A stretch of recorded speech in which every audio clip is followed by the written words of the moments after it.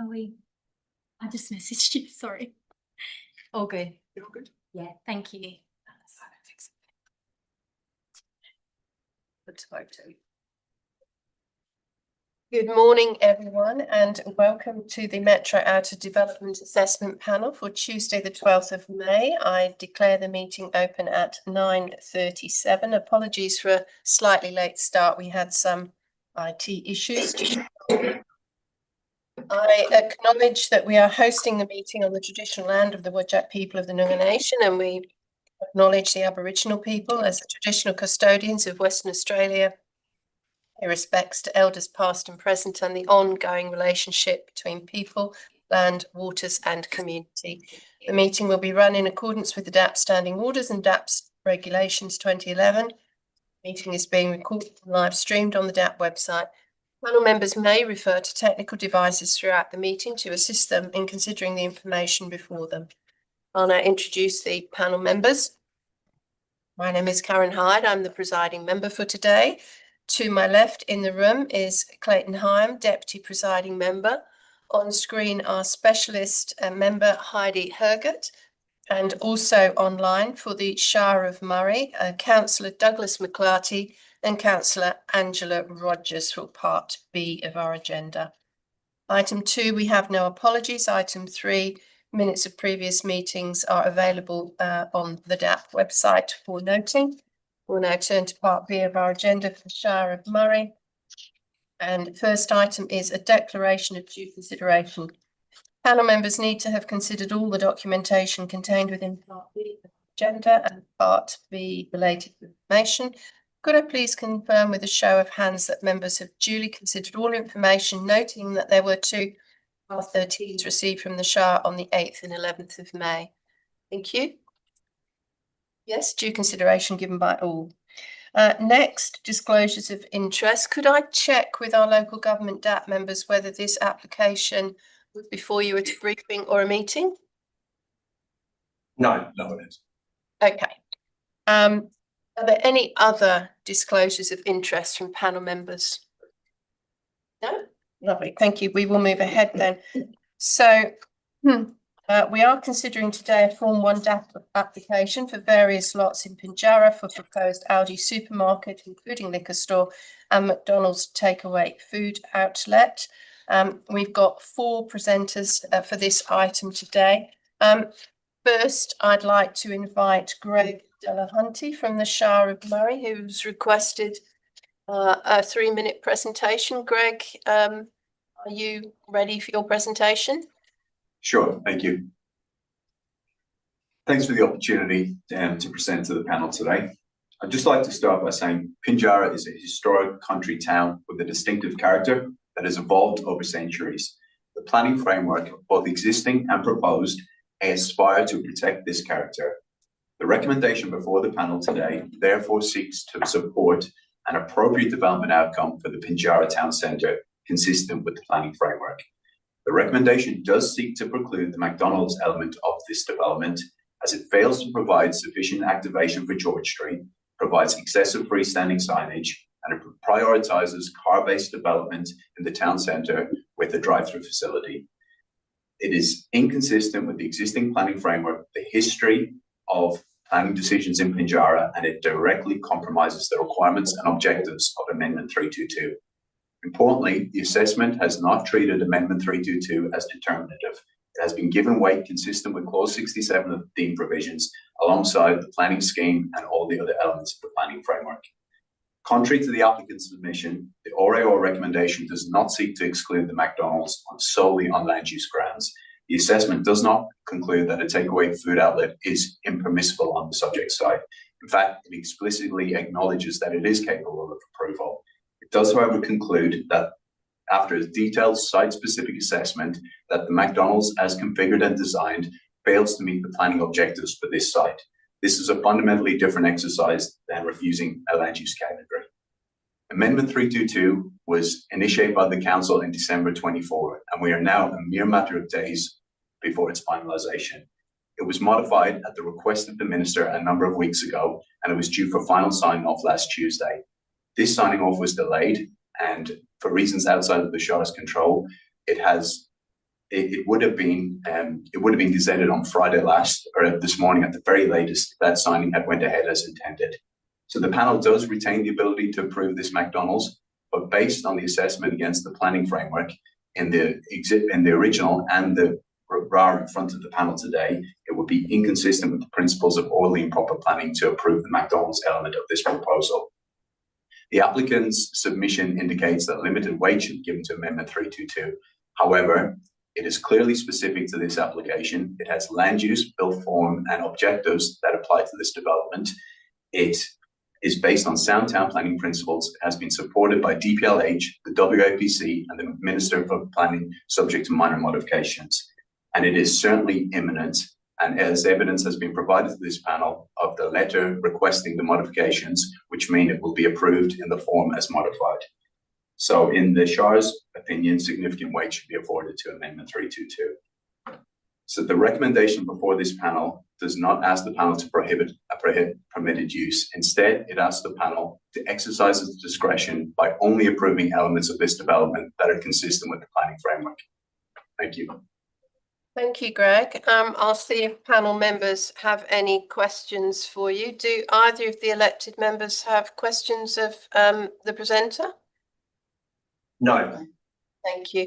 Member Herget, did you have questions of that presenter? No, I don't. Thank you. In the room, questions? Thank you. Member Hyam.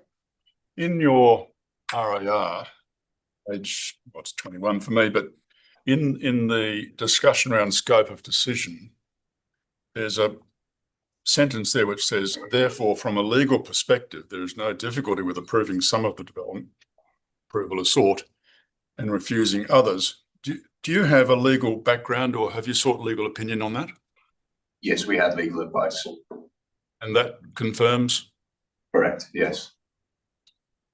Okay. It's explicitly outlined in the regulations, and the legal advice that confirmed that it would be appropriate to do so in this instance was based on the fact that the two elements of development are completely separate land use, separate development, and they're not dependent on each other.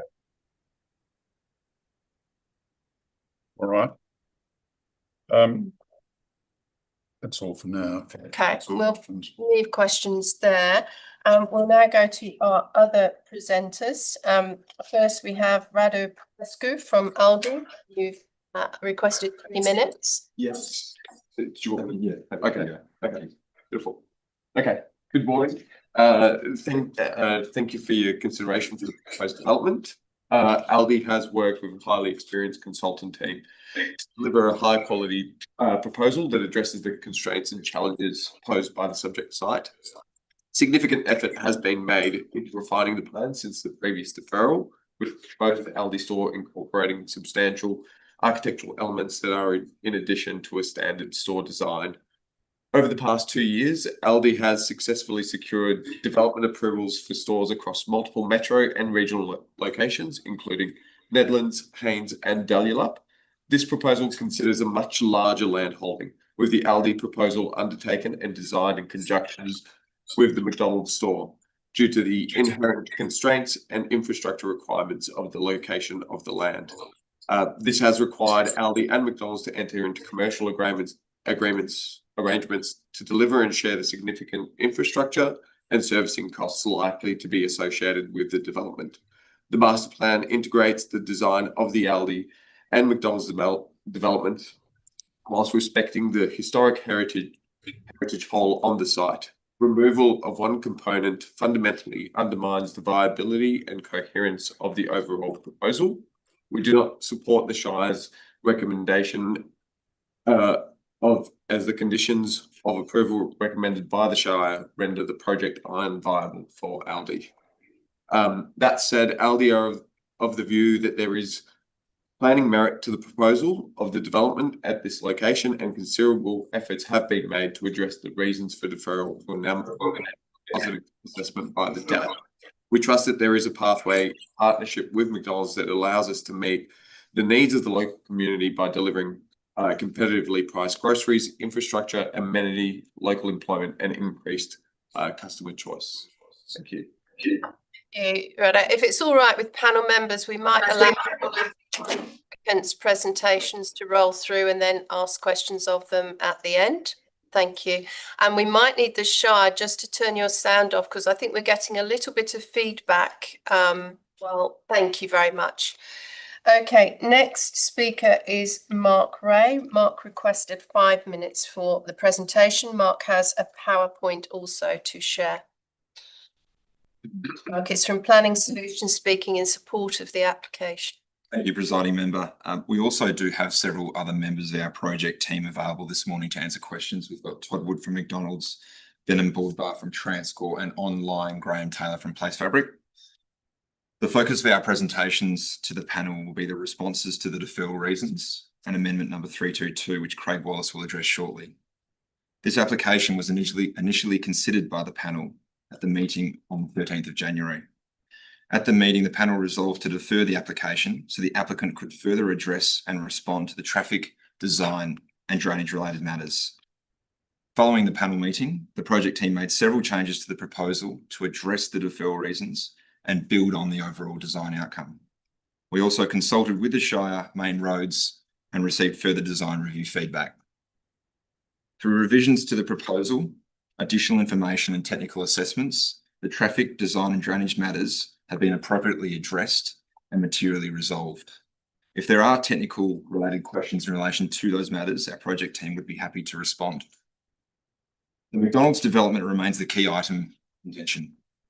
Not just the drive-through component, but the entire development as evident through the Shire's recommendation to delete the entire McDonald's development. Despite the panel's direction from the initial meeting, whilst further design improvements have been made in good faith by the project team, the Shire has again sought to remove the entire McDonald's development from this application. In resolving to defer the application, the panel cited the reasons for deferral in relation to the McDonald's were to gain additional information on traffic, pedestrian amenity and other requirements, and whether the inclusion of the drive-through facility as works has an impact. As outlined in my written submission and various attachments to the RAR, the technical related impacts associated with the drive-through, traffic, access, queuing, noise, lighting have been appropriately addressed and demonstrated not to have an impact. In relation to the pedestrian amenity and other design related impacts associated with the McDonald's and drive-through, further design changes have been made to address the panel's feedback. These are largely captured on the screen, but they also include the relocation of the transformer infrastructure away from George Street and creating a landscape parklet at the southern end of the McDonald's building, improved pedestrian connections and better delineation throughout the site in response to design review feedback, additional screening of the external back of house through feature mesh screening with vertical landscaping, and an overall reduction of signage and better integration into the overall built form. The combination of these design elements has improved the pedestrian amenity and integration of the McDonald's development with George Street. From a visual perspective, the drive-through is appropriately located behind the building and does not attract from the Main Street design outcome. The drive-through is positioned within an area that is specifically designed for vehicles, being car parking and vehicle circulation. This arrangement, according to the DRP chair in their review, is a good urban design outcome. It has been suggested in the RAR that while the drive-through is sleeved, the built form is dominated by service functions, limited glazing and inactive elements. With respect, we disagree. McDonald's has made a genuine and sustained effort in good faith to create an activated Main Street development commensurate with this town centre. The development has been designed with a pedestrian and Main Street focus. It is built to the street. It has 2 pedestrian entrances to George Street. It contains an awning along its substantial frontage to George Street and contains 2 landscape parklets to encourage casual dining and interaction along George Street. In closing, this proposal, comprising an Aldi supermarket and McDonald's restaurant with drive-through, is substantially supported by the community and has been designed in good faith to suit the Main Street context of this locality. As it stands, the uses are permitted and are entirely appropriate within the Pinjarra Activity Centre, as demonstrated and recognised through State Planning Policy 4.2. We would request the panel resolve to approve the application and include the McDonald's development in its entirety through the deletion of conditions 2 and 3A. We've also provided comments and requested amendments to the various conditions. We would also be happy to answer any question in relation to those conditions if the panel's minded. Thank you. Thank you, Mark. The next speaker is Craig Wallace from 11. Speaking, Craig has requested 5 minutes. Thank you, Presiding Member. Thank you, panel.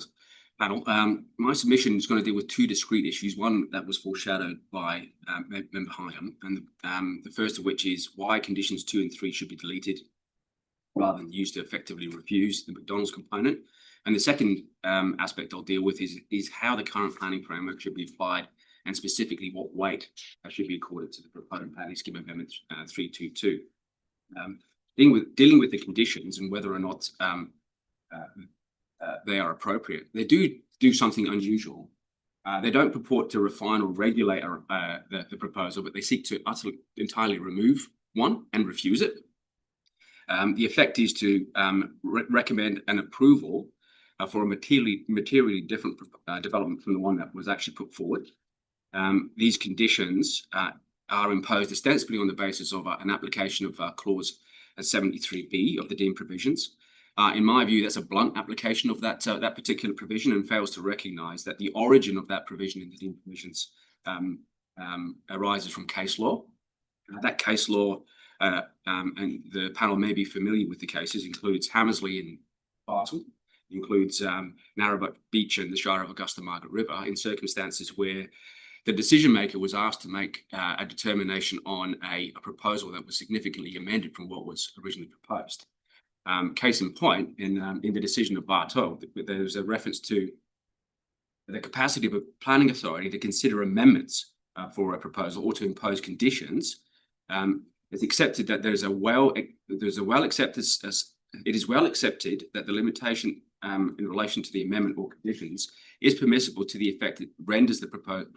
To the effect it renders a proposal neither a different proposal or something different from what was originally put forward. In the Hammersley decision, there was one sentence that Judge Cheney put in there that suggested that statement is, of course, subject to any contrary provision found in any particular legislation pursuant to which a decision is made. This is the piece of legislation that introduces the possibility of amending a proposal. That said, what's being proposed here is not effectively a decision on part of a proposal. It's effectively a condition and requiring you to remove it and ostensibly refuse it. So when you look at that consideration, you need to understand what conditions actually do. And in a recent decision of Britzer and the Shire of Gingin, there's a reference to the case in Kipper Freeholds, which is a well understood case, which says quite plainly the purpose of a planning condition is to regulate incidental aspects of a development. And it goes on to say the power to impose conditions is not provided to enable a planning authority to alter the nature of the proposal and hedge it about with conditions which are unworkable and unenforceable and seek to confine the development form from being used in the ordinary way. To do so goes beyond the incidental aspect of incidental nature of a condition and strikes directly at the heart of a proposal. So in my view, you can't use a condition in that way, irrespective of how condition of clause 73B is stated. The correct course in this matter is to assess and determine the application in its actual form and not to re-engineer it by a condition into a different development that's never been applied for.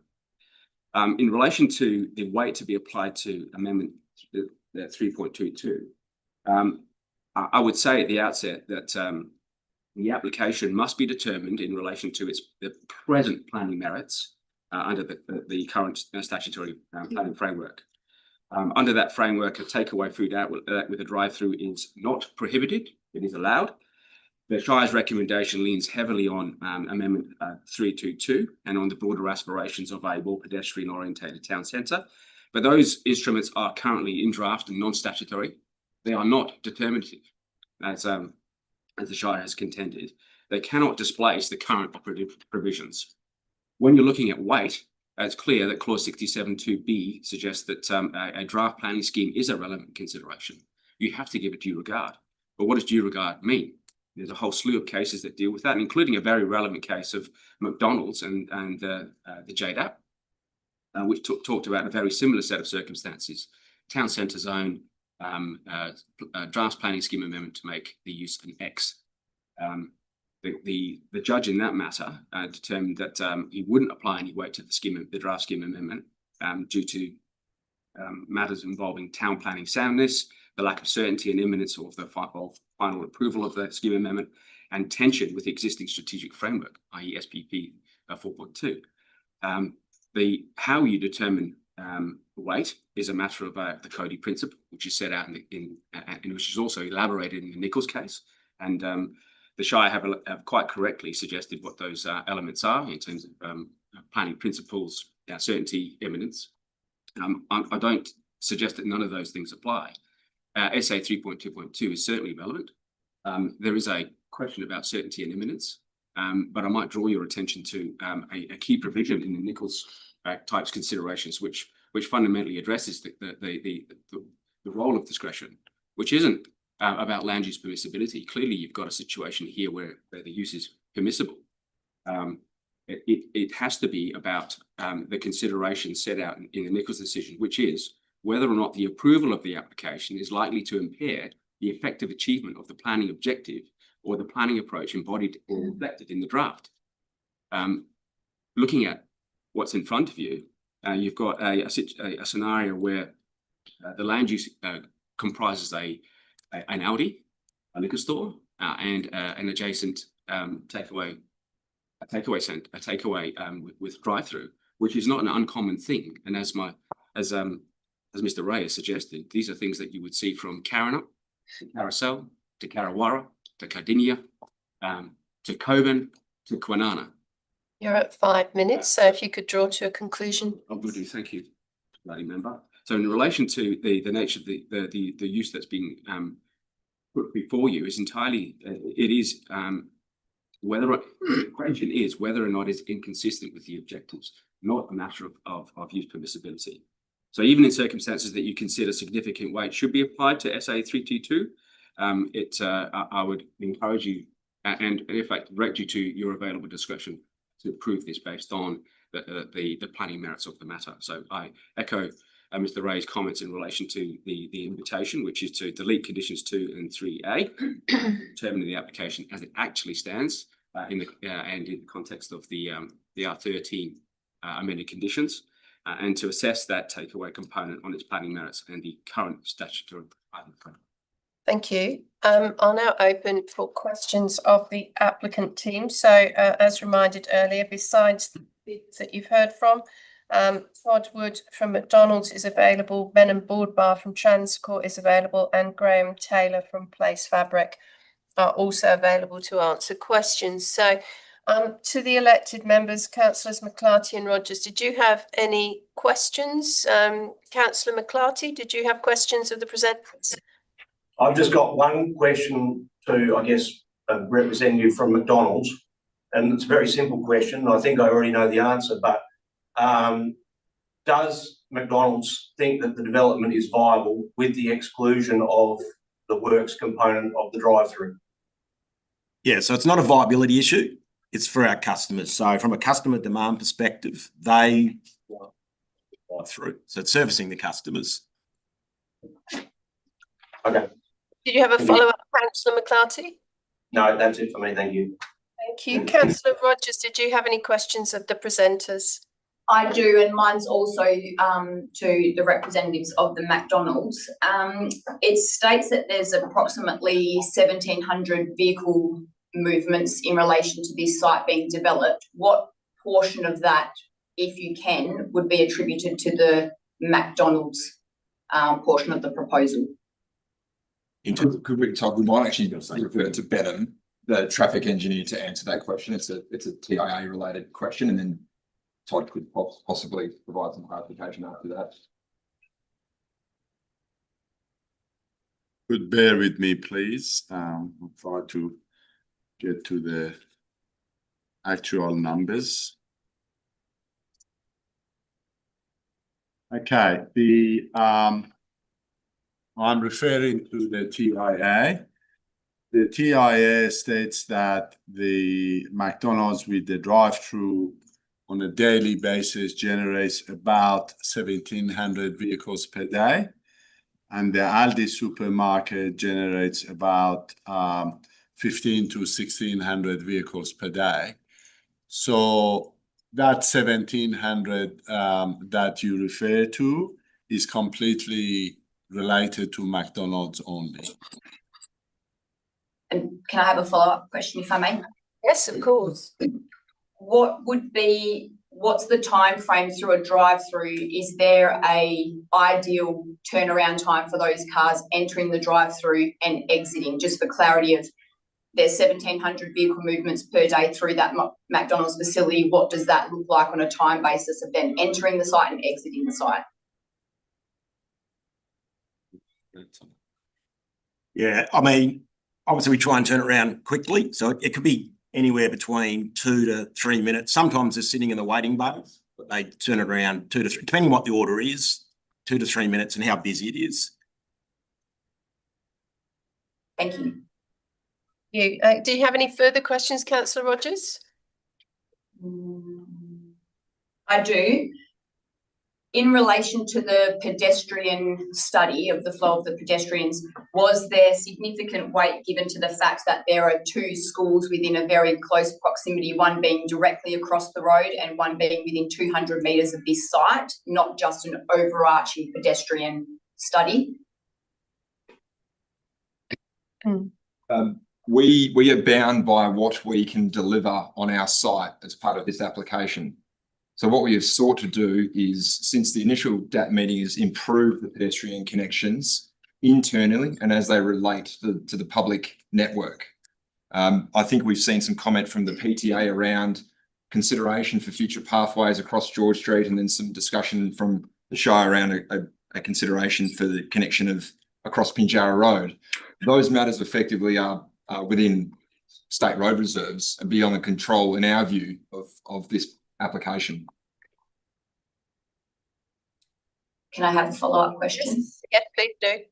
With the pedestrian study, was that conducted as in a real life monitoring of that particular intersection over a significant amount of time, especially I guess around the peak operating times? I know it was mentioned in the last meeting in January that one of the peak times for the McDonald's would be in the morning, which also coincides with the peak time of the adjacent schools. Was that study monitored at those peak times to get a real life example of the pedestrian flow through that area? No, there was no pedestrian modelling undertaken, and that's not something you usually associate with a development application. What we do control is through the design. So in this instance, we've delivered 2 entrances to the McDonald's building along the road reserve and the footpath. If I may just add a couple of points. The land uses that was referred to in terms of schools and perhaps the shopping centre, they have been in place for a long time. And there are some pedestrian facilities on the surrounding road network. They were either deemed appropriate at the time of development of those land uses, or they were not. So what the current situation is, what the current demand is from school going somewhere else, maybe to the shopping centre, it has no relevance to this development. As Mark mentioned, it's easy enough to undertake traffic counts of the existing pedestrian numbers, but it's quite problematic to try to model the pedestrian demand and movement as it relates to this type of development. Okay, thank you. Councillor Rogers, any further questions of the applicant? No, not at this time. Okay, No. raise your hand in over the next few minutes if you do have other questions, either of you. I'll go now to Member Hergott online. Did you have questions of the applicant, please? Just a couple of questions relating to the traffic assessment. It's noted in the report that in terms of pedestrian demand, it's 5% on a Saturday, and then that's applied to the in terms of the cost and contribution to any potential future upgrades to pedestrian phasing at the signals. Was there a calculation done for the weekday peak hours? Yes. First of all, to clarify that 5% is not the pedestrian portion of this development. That 5% is the traffic, vehicular traffic related to this development. And the reason that approach is taken because the traffic numbers can be quantified. There are obviously guidelines and rates, etc., but there is no such guidelines for pedestrians to try to establish how much pedestrian movements a particular development generates. So normally, in order to establish contribution of a development to upgrading of movement infrastructure in general, the traffic numbers are usually referred to because they can be quantified. Now, in response to the second part of your question, we prepared a technical note number 2, and that technical note, I believe, is in the RAR, and there on page 4 of that tech note, there is a table, and that table provides the AM and PM peak hour traffic contribution through the signalized intersection for a weekday, as well as the Saturday peak hour. So for the weekday, the peak occurs at 3.1%. For Saturday, that is 4.7%. Hence, we use the 5%, the highest contribution level, and apply that to try to establish the level of contribution for that upgrade. Okay, thank you. Just one other quick question. There's some discussion in terms of the location or future location of bus stops. Has the applicant, so this can be directed either you, Benham, or Mark, I guess, any engagement with the PTA with respect to locating a bus stop proximate to the development? No direct engagement on our part, but the Shire did provide the application to the PTA for comment as a referral authority following the initial DAP meeting. And unfortunately, that was the first time we saw the PTA's comments around that request for a crossover in that location. Okay, thank you. That's all. Thank you. Members in the room, Member Hyam. Thank you. Just following up on the traffic issue, through your traffic modelling and perhaps through the business case, how much of that would you consider new traffic, or how much would be multi-purpose trips to the town? So it's not 1,700 new vehicles arriving in the town. It could be people who've already been to Aldi and then go to McDonald's, or people to other parts of town. That is correct. Generally speaking, for the fast food facilities we drive through, a factor of 50% is suggested by the guidelines.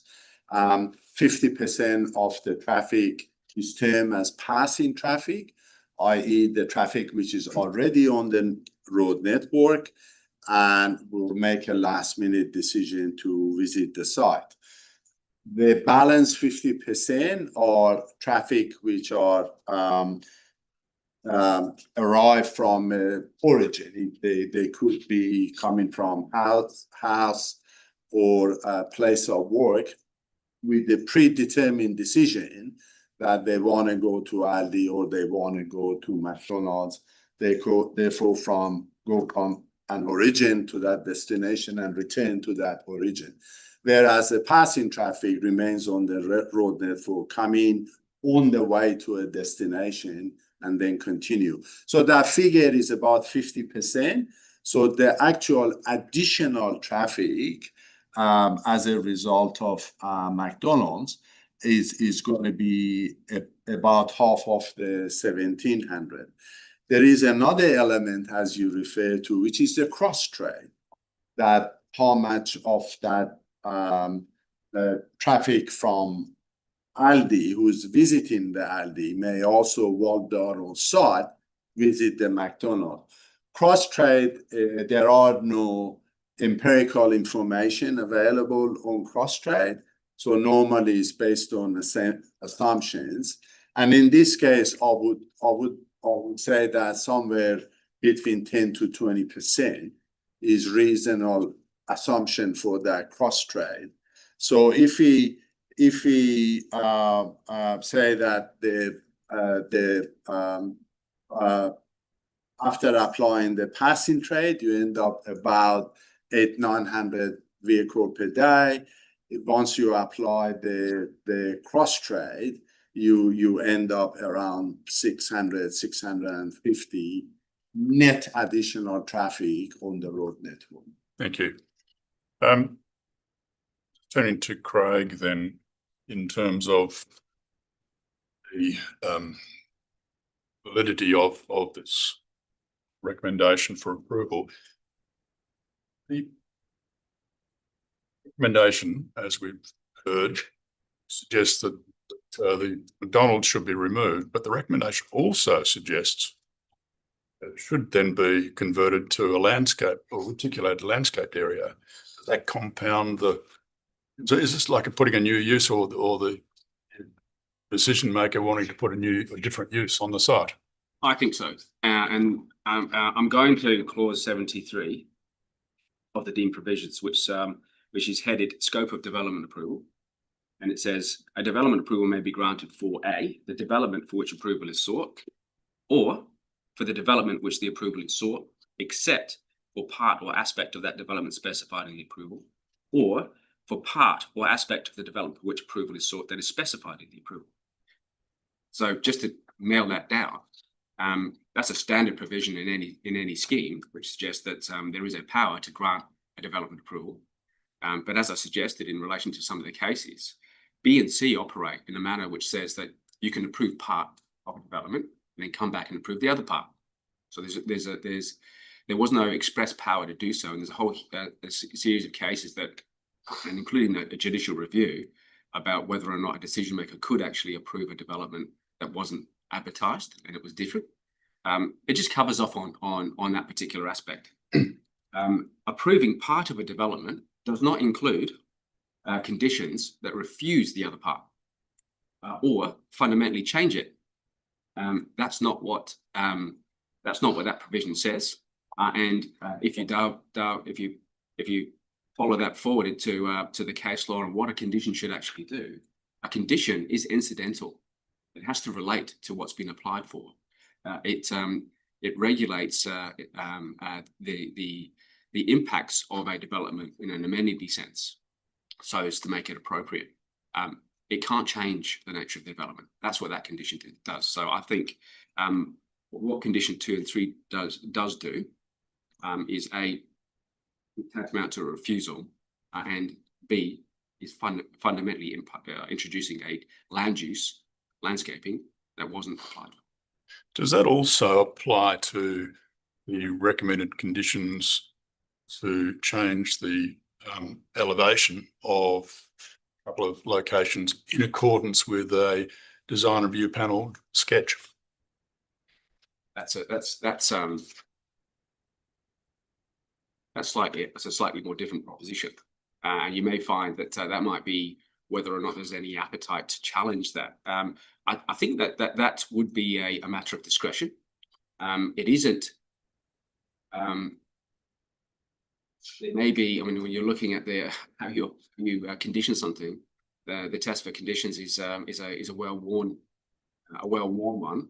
I don't think that sits outside of the realms of discretion, and whether or not it's appropriate might be a matter for the applicant to consider in the context of a potential for. I don't think that falls foul of power in clause 73, and whether or not it's an appropriate condition. Primarily, I think it is within the DAP's discretion, and whether it's appropriate might be a matter for the applicant. Okay, thank you. Just finally for me, I want to talk about the Murray Street upgrade or the upgrades to the street and the roundabout infrastructure, all those things. It seems to me, I probably should have asked the staff this question as well, but it seems to me that on one hand, we are removing McDonald's, according to this recommendation, but on the other hand, using the McDonald's traffic and presence to require upgrades to the street. So I'm not quite sure who would answer that, but it seems those upgrades wouldn't be as great or necessary without the McDonald's. Can I start? You're absolutely right. In terms of conditioning an approval, if you were going to condition it, there's a matter of need nexus, and quite plainly there's an issue there. What that demonstrates is that this is a site that has a bit of heavy lifting to it. Each square metre on that landholding has some heavy lifting. It's been vacant for the better part of 15 years, and there are aspirations to develop it into something that has some meaningfulness in a community context, in a town centre context. But it does have some heavy lifting in terms of infrastructure upgrades. And what we've heard from Aldi is that that doesn't work with an Aldi supermarket on its own. It only works with an array of uses and a commercial appetite to make that function. So to answer your question, you're right. A condition that requires that level of infrastructure for an Aldi component only is probably stretching the limits of a need nexus type argument, but only would work in a scenario where you were seeking to look at that site in a global sense, including business use.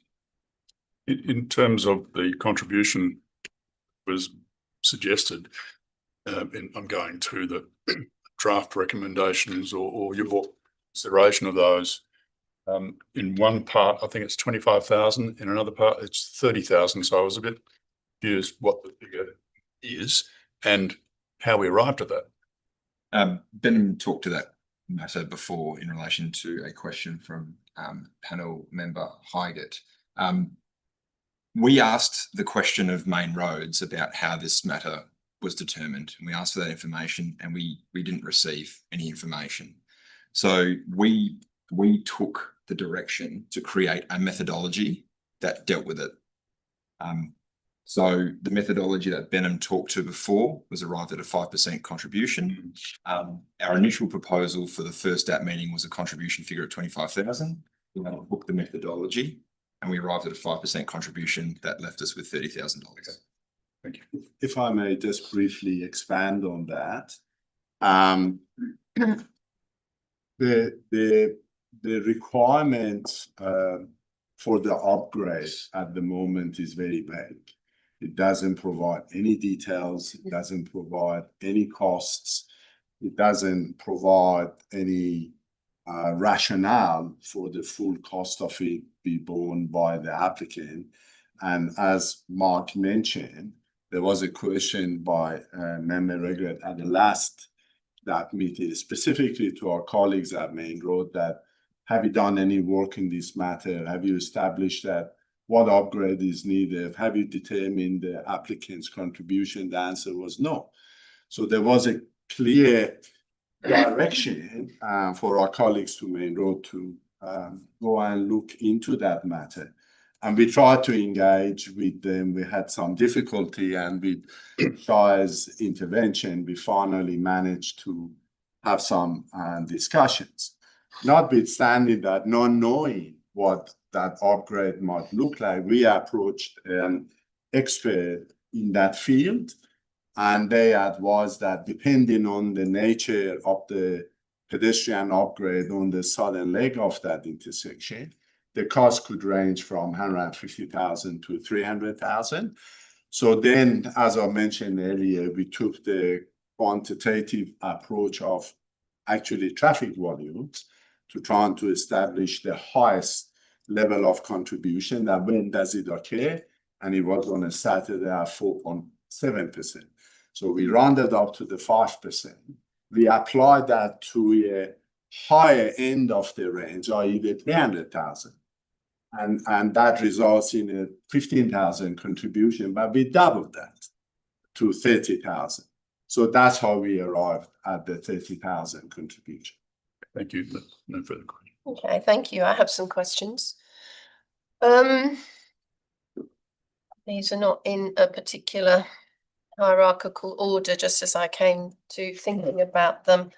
I think it's lot 50, which is the lot on the corner at Pinchara and George Street. That's not part of the current application. You know what the future of that site is, and I ask how you believe access to that site should be afforded. I think one of the queries around conditions was around easement across circulation, etc. And I just want to check how you believe, if this development were to go ahead without prejudicing any decision of the DAP, without an easement that affords some right of access to lot 50, how that would be achieved. It's on a corner site close to an intersection. So could I have your response? That land is currently owned by Main Roads. We understand that it's part of an upgrade that has not proceeded at that intersection, so it may be considered surplus, but as you stated, it's not part of our application, and we don't have any control over that. And we don't disagree in relation to providing that parcel of land with a legal right of vehicle access. There is a condition, number, I'm referring to the Shire's regulation 13. Condition number 6. So our comment in relation to that condition was to request a modification only as it relates to the internal parking and footpath. So we accept that access way between lot 50 and the development site will be a public access easement under section 195(6) of the Land Administration Act. Right. Okay. Thank you for that answer. My next question is around questioned one of the conditions about bicycle bays and end of trip facilities. What was your rationale behind requesting the deletion of that? I think it was condition 27, which in the alternate provided under R13, I think that's now condition 26. So the McDonald's development does provide bicycle parking bays, and the matter of end of trip facilities, there are end of trip facilities provided for the staff. There are lockers, but I will expand on that. There isn't a shower. Now, that is a sensitive matter for staff that work at McDonald's. Generally, they're not adults. So typically, it's been a position across McDonald's nationally to not provide that facility to deal with the nature of the staff. But certainly, in terms of end of trip, there are lockers available for staff. There's bicycle parking available, just not to the extent of a shower. Okay, thank you for that answer. There's also there was a request from the Shire in the alternate to review the landscape plan and to plant trees at a rate of 1 per 4 parking bays, which I think again you had requested to delete. What was your rationale behind that, and what is the standard of planting that you have employed here? So we meet the requirement to provide 1 tree per 4 car parking bays. The issue we have with the condition is that how it is implemented solely within the car parking area. So for example, we've got a row of car parking bays on the eastern edge of the Audi development that are provided right up to the edge of the building. So it actually, there are some fundamental issues about whether you can actually deliver tree wells at those locations. So you're saying in aggregate, you provide all that standard, but the specific locations are based upon the layout And therefore some areas may have a few more trees to meet the requirements of canopy, but other areas are constrained and therefore unable to provide for that. That's correct. Okay, thank you. My other question is, through the R13, we did request the Shire to provide an alternate to approve the whole development, given that there were some questions raised around the validity or the functionality of the original approval in the RAR, which deleted certain aspects. So we asked for a more holistic approval. Have you had a chance to review those conditions besides the commentary that you provided originally on the RAR recommendation? Were there any other comments that you wished to raise for the panel's consideration on new conditions that might have appeared in that alternative provided by the Shire? The material conditions, as you suggested, a lot of our comments were raised in our submission. I think there was a reordering of the proposed conditions, but we do note the new condition at 2A in relation to the McDonald's. So there's two parts of that, A and B. We are happy to accept the upgrade or the update to the George Street elevation to respond to sketch 1. In effect, that's a change of materiality with brickwork on George Street facade. The item B we would agree with. They are materially pedestrian and freestanding signs that direct pedestrian and vehicle directional signs throughout the site.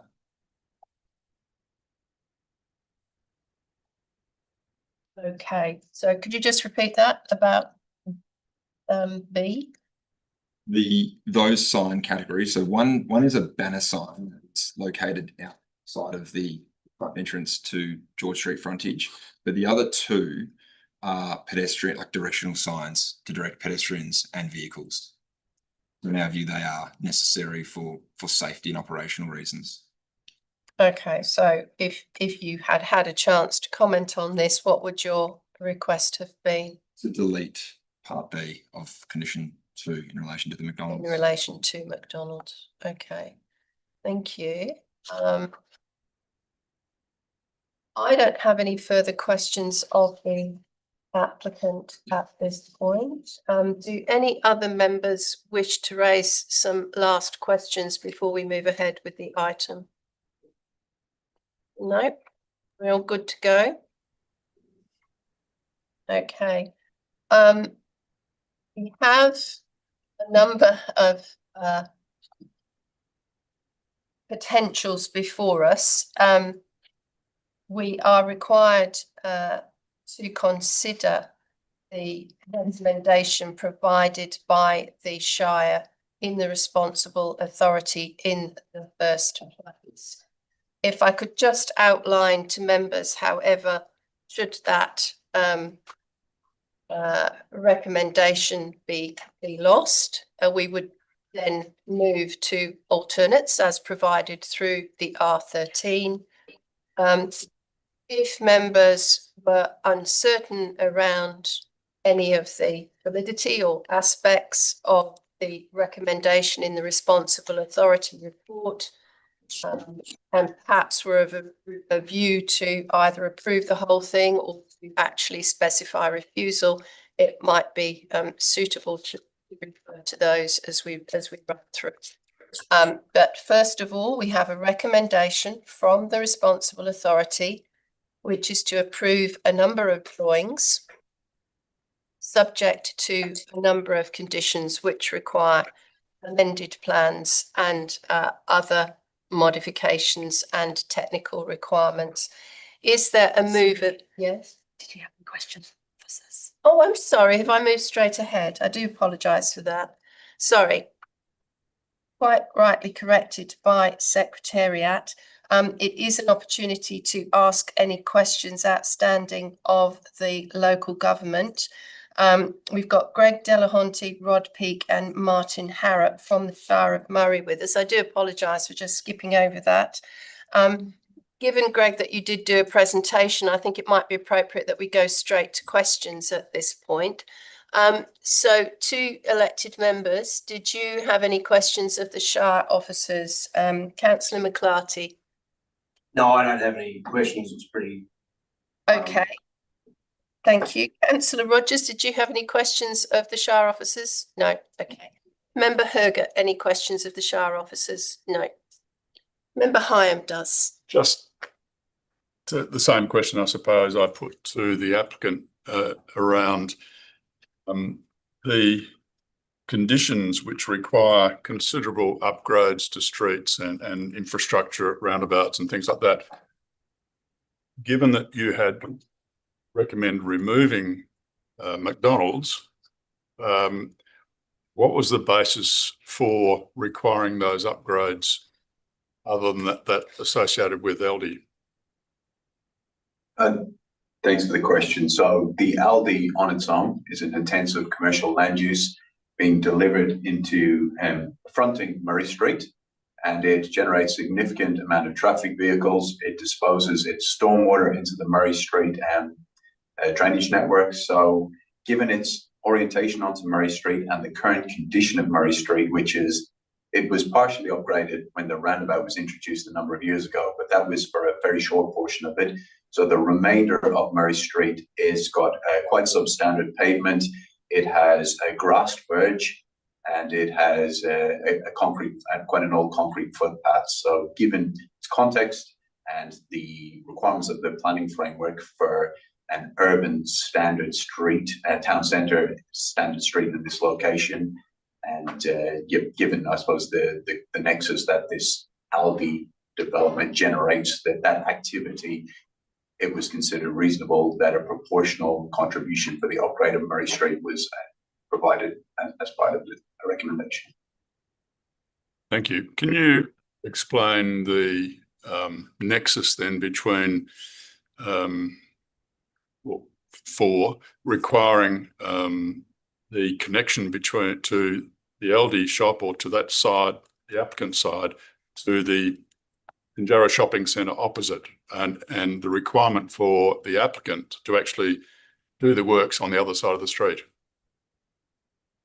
Thank you. So the applicant in their design philosophy has reiterated the desire to provide a strong pedestrian connection between the entry of the Aldi and the existing Pinjarra Junction shopping centre.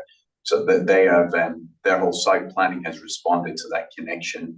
So currently there is a crossing point, I suppose, at the roundabout, and there is a crossing point at the lights. But in terms of respecting that strong connection, that pedestrian connection, it was considered in terms of a desire line to get that connection point there. You don't think the Shire has some responsibility in contributing as well? The Shire is not responsible for that road. It's actually a main roads road. Okay, thank you. I've just got one question in the RAR, and also these followed through into the R13 responses. You've got a number of conditions at 11, 13 and 14, which 11 talks about keeping doors unlocked during hours of trading. Condition 13 talks to a number of different requirements for reflectivity of glazing, I think, and condition 14 looks to be more standard in the sense that it talks about having visibility between the active areas of development and the public realm. Are all of those conditions necessary? How do they work together, and why have they been broken down in the way that they have? Thank you. Yes, they are all. They all serve a distinct purpose. The condition 11 talks about customer doors. So both the McDonald's proposal has an access directly off the car park, and it also has an access directly off George Street. So without that condition, then there is a risk that the access from George Street could be locked and access would only be gotten from the car park. The proposed recommendation for Aldi is to actually provide an additional access point directly from Pinjarra Road. So the same principle would apply for condition 11. Condition 13 talks about the quality of glazing, making sure that the glazing is sufficiently transparent to allow that visual interaction between the public realm and the internals of the store. And condition 14 then relates to some of the physical infrastructure that a commercial development could deliver. So roller shutters, blinds, or even internal shelving that could then impact the ability to have that connectivity from the public realm into the business. So they do all serve a distinct purpose, but they could potentially be grouped in one condition. 14 also includes dark tinting, which I'm assuming condition 13 is in some ways meant to cover. Yeah, yes, correct. That's probably a little bit of crossover there. Okay, and what would the head of power be for condition 13 in any case with those percentages? They're based on industry standards. So with experience, we've engaged with particular glazing providers, and that is. Sorry to cut across you. Do you have a policy? Is there anything in an adopted structure plan that relates to these things? Not with the specifics, but there is, I suppose, the intent and Main Street planning principles to provide that connectivity. Okay, thank you. Any other questions of the Shire officers at this point? No? Okay, let's move ahead. And I don't think I need to say what I did before. It's in the wrong order, but still comments have been made. So we have the responsible authority report before us, which we will take as the first order of business, which recommends that we approve a list of plans that requires a number of conditions which amends those plans. Is there a mover for that as the primary motion, please? Yep. Okay, well, I've got two hands at the same point. I think Councillor McClarty, you just got in there first and then seconded. Councillor Rogers, are you happy to second? Yes, please. Thank you. Councillor McClarty, would you like to speak to the substantive motion?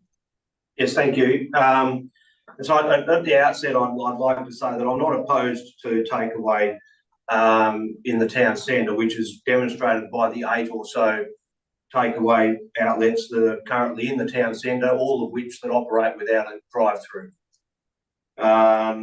We've been very, very consistent in our approach to this. In 2017, JDAP refused a drive-through facility on this site. We likewise refused a drive-through on a Shire development in the town centre because we did not see them as consistent with what we're trying to achieve with pedestrian interface there. The 2007 approval that was referenced is not in the town centre as such, and it's in a mixed use area, so it's not quite the same. I think also with Amendment 322, given what Mr. Delahunty has said, I think it needs to be given fair grounds that it is certain and imminent. The modifications that were requested by the Minister were enacted. So really there would be no grounds for the Minister to refuse it, given the Minister got what was asked. There are many other sites in Pinjarra on the outskirts that are much more appropriate sites for drive-through fast food. I'm still very, very concerned with the vehicle-centric nature of the trade, and as it was outlined by my question and the answer received, that the clientele would opt for driven trade, which at that site, as I mentioned on the 13th of January, that road network currently is highly constrained and the impact of 1,700 vehicle movements a day, primarily exiting in that vicinity, is of major concern to me. I am still concerned that there is a lack of clarity around the pedestrian numbers and the ability for those pedestrians, most of which are school-age children, and their ability to access something that's highly attractive to school-age children, which is a McDonald's, directly across the road. And there is no clarity to me around how that would be achieved. So I implore the panel to support the Shire's recommendation. Thank you. Thank you, Councillor McClarty. Councillor Rogers, as seconder, would you like to speak to the motion? Yes, I would. My concerns with the proposal as presented lay mainly with the drive-through component of the development of the McDonald's portion. While it's been said that the McDonald's drive-through proposal is a good urban outcome, the character of Pinjarra remains a heritage-listed rural country town. It has been stated by a Planning Solutions team that it is common for takeaway food outlets to include drive-through components. While this may be the case in other locations, the reality within the Shire of Murray is very different. Based on the existing development patterns in the area, none of the 8 takeaway food outlets located within 500 metres of this site currently operate with a drive-through component. The fast food outlet with a drive-through that was referenced in the documents and approved in 2017 is located approximately 600 metres away from this site and sits within the mixed-use precinct. The last application for a takeaway food outlet with a drive-through on this exact site within the core precinct was in fact refused by JDAP in 2017. The LPS4 does not explicitly include a drive-through facility. I believe this shows consistency in the Shire's approach to planning within this core precinct. Given the scale of the projected traffic increase with 1,700 vehicle movements attributed solely to the McDonald's portion of this development, entering and exiting this specific site every 2 to 3 minutes, and the direct proximity to 2 school environments, along with the local knowledge and real life experience of pedestrian movements across this site, I am not comfortable that the safety of pedestrians, especially children from the adjacent schools, competing with the fast turnaround of vehicles using this drive-through, have been adequately addressed. Thank you, Councillor Rogers. I'll see if there are other members to speak. Member Hyam would like to speak about the motion. Thank you, Presiding Member.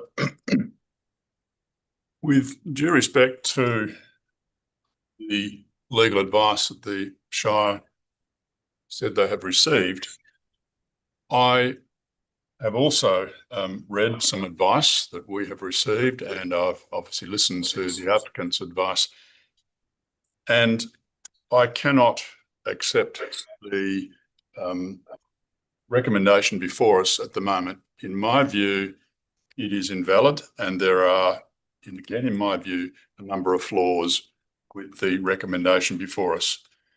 I acknowledge that this is going to introduce more traffic into the town.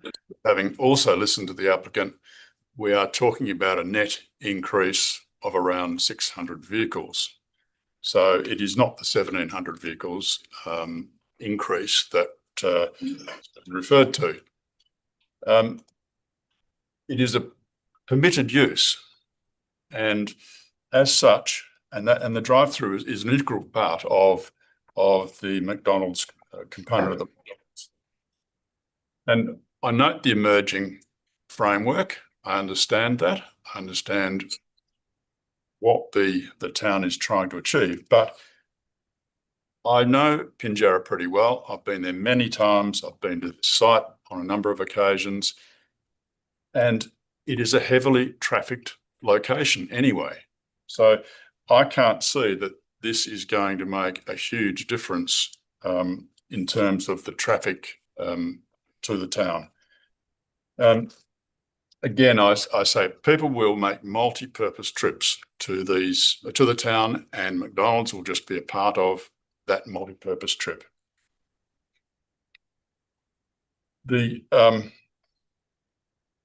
I think to to deny or delete a portion of the application and then to impose what is essentially a new use, which is reticulate to landscaping, but in effect it is a new use. I think that is a flaw in the recommendation.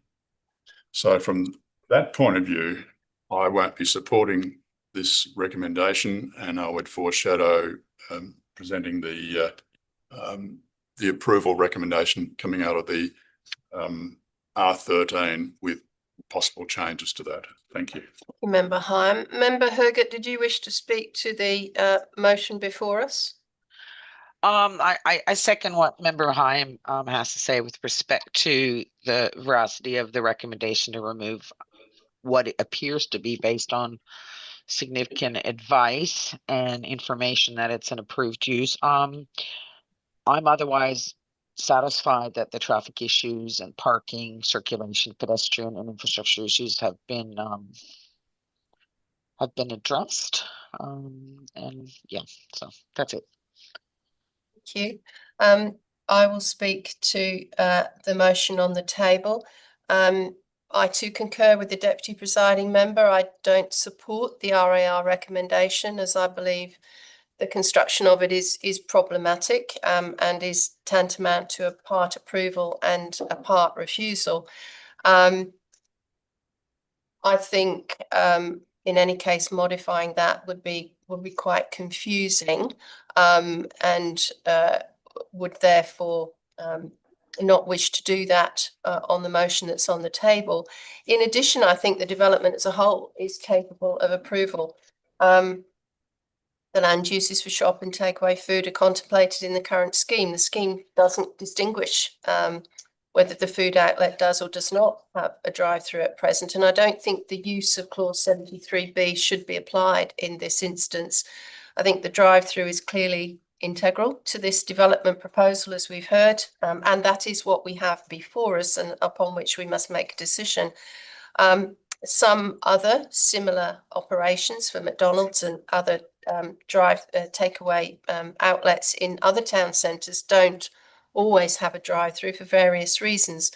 But Pinjarra, I'm very familiar with Pinjarra, and this location is a centre that I find a lot, if not most people in the centre do actually drive to. It services a very wide area as a regional centre, and the majority of convenience and service outlets in Pinjarra do have related car parks or an abundance of car parking that can be shared reciprocally, including the basement parking under Coles and Kmart. In my experience, it's not therefore a particularly pedestrian-oriented centre, as one might think of other established and traditional centres. And the current format doesn't necessarily support that either. So I think the proposal for a restaurant takeaway outlet is not necessarily out of character with what we have there already. I note the Shire's efforts to make these uses prohibited and the work that has gone into the strategic documents. However, they cover a wide range of other elements. I don't think Amendment 322 can be regarded as imminent or certain. I think it certainly is seriously entertained, but in my view, it is still open to the Minister to request further amendments. I don't think it's necessarily a foregone conclusion that what has been requested is the end of that discussion. So I think I have to consider this proposal in the context of the current scheme as the prevailing statutory document.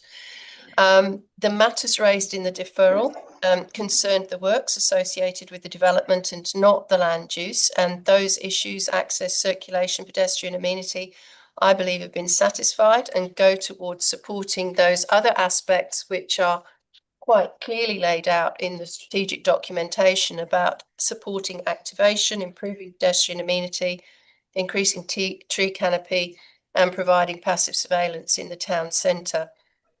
So I think from that point of view, those objectives of the strategic planning have been or can be met. The referral agencies, including the Heritage Council, the DPH, DWER through follow-up, and Main Roads, are generally supportive. I do note Main Roads were requesting the applicant to fund an upgrade of an intersection, but I find that to be unreasonable and without nexus. So for those reasons, I'm not able to support an RAR recommendation that seeks to delete McDonald's. As I've said, I concur with some of the other speakers that this is capable of approval as a whole, so I can't support the motion on the table. With that said, Councillor McClarty, as the mover, I go back to you for the right of reply and closing debate on this particular motion. No, I mean, for the sake of time, I don't believe I need to rehash what I've already said. I believe that the drive-through component is the main issue here. Okay, thank you.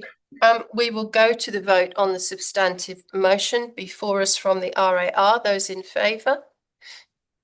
That's councillors McClarty and Rogers. Those against? That's members Hyde, Hyam and Hergert. The motion is lost. 2-3. Could I please ask for an alternate at this point? Member Hyam? Yes, Chair, I'm moving the R13 recommendation for approval, conditions, and the seconder on. I'm happy to second that. So the floor is yours to speak to that as the alternate motion. Thank you. Chair, there are obviously a number of amendments I would like to propose here, but just in terms of the overall matter, I agree with the comments that you made on the previous recommendation. I think, in my view, the applicant has made a very good attempt to address the reasons for deferral on previous application. This is clearly a good result from a Main Street point of view in terms of the way McDonald's has addressed the street. I acknowledge the councillor's concern about a drive-through, but I think that is well hidden, sleeved. It may introduce vehicles, but that is the nature of the business. And I guess any other use on that site in the future would attract more vehicles anyway. So having said that, there are a number of amendments if I Would you can. like to take them one at a time? At a time. It's practical to do so. We refer to condition 2B. Yes. Delete signs. Amendment 1. Is to delete those direction signs. 2B as it relates to McDonald's. Yes. Yes. Okay, that's moved by member Hyam. Is there a seconder for that, please? I'm happy to second that. Would you like to speak to it? Well, as we've heard, these are direction signs and not uncommon in whether it's McDonald's or any other use like this. These are necessary signs for wayfinding. Thank you. I'm comfortable to support it. I know since we first viewed this application that a number of signs have been reduced in order not to overburden the site with signage, and as these relate to directions to assist with patrons, I'm comfortable that they should remain on the plans. Any other speakers on Amendment 1? We will go to the vote on Amendment 1 then. Those in favour of Amendment 1? That's Hyde, Hyam and Hergert. Those against? It's members McClarty and Rogers. The motion is carried 3-2. Still with you, Member Hyam. Just so noting that in 2A there is a typo in George Street. Happy to take that on board as an administrative correction. Matter. Okay. Moving to condition 4. Some wording from the applicant which just clarifies a little the process of an or subdivision lots. Yes, we also had something, didn't we, Yeah, from the so local government? it would read after the satisfaction of local government for the amalgamation. It would read or re-subdivision the lots. Yes. Full stop. The amalgamation or re-subdivision must be Yes. completed within 12 months of occupation. Okay, so that's amendment 2 to condition 4 to introduce the words with a subdivision, right? Yes, correct. And then to delete prior to occupation, but to mention within 12 months of occupation. That's right, correct. Okay, is there a seconder for that, please? I'll second that. Did you wish to speak to it? No, I think it's self-explanatory. It gives a bit more time and a bit of clarity. Thank you. I think the local government were comfortable with the inclusions of the word subdivision, and I think sometimes these things can take time, given the separate processes that it has to go through. So that provides some flexibility, but it still provides that level of certainty that it is tied to this development application. So I'm happy to support that. Other speakers on amendment 2? We'll go to the vote on amendment 2. Those in favour? That's unanimous. Thank you. Still with you, Member Hyam. Proposed condition 5 to move the words as shall, yes, prior to occupation of the development, public access easements shall be created on the certificate of title footpath. Remove the words internal parking, footpaths and, so it will read for all access ways pursuant to that. Okay. Is there a seconder for that, please? I'm happy to second. Oh, Member Hergert seconds. With you, Member Hyam, to speak to that amendment. That's as indicated by there. It's not necessary in this instance for all parking areas and footpath connections to be subject to the easement. Thank you. Member Hergert has seconded. Did you wish to speak to the amendment? Oh, no, I just concur with Member Hyam. Thank you very much. Other speakers on amendment 3? If not, we'll go to the vote. Those in favour of amendment 3? That's unanimous. Thank you. Still with you, Member Hyam.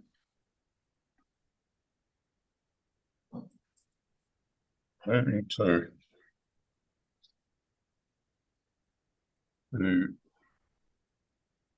proposed condition 7 materials. Yes.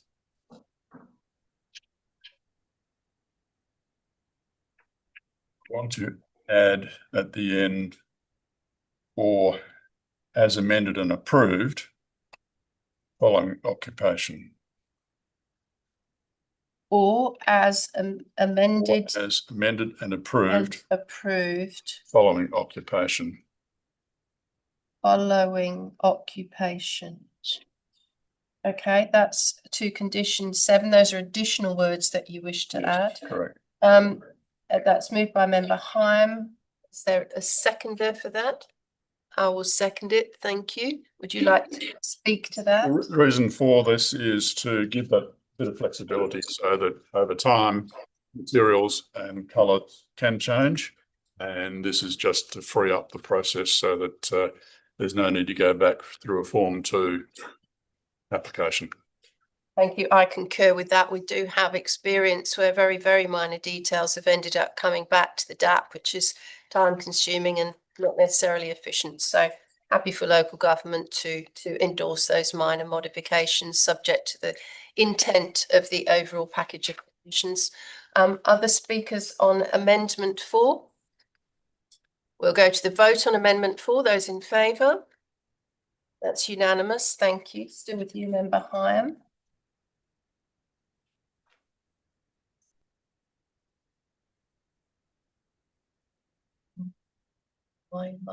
No, yes.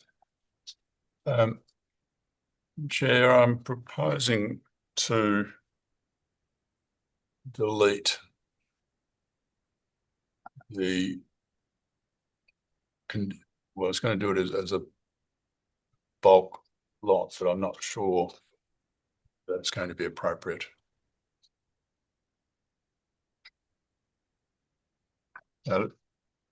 Delete condition 9. This is Amendment 5 to delete condition 9. Is there a seconder for that, please? I'll second it. Thank you. Do you like to speak to that? Well, quite clearly from the plans, there is an entrance to the public realm fronting Pinjarra Road, so I don't think there's a need for such a condition. It's quite an unusual condition. Thank you. I concur with that. We are endorsing the plans before us. This information is shown on the plans. Any amendment to those plans would need to go back through local government or this DAP should things change. So I don't think there's a need necessarily for the belt and braces approach with this one. Any other speakers on Amendment 5 to delete condition 9? Let us vote on this amendment. Those in favour? It's unanimous. Thank you. Still with Same with condition 10, delete.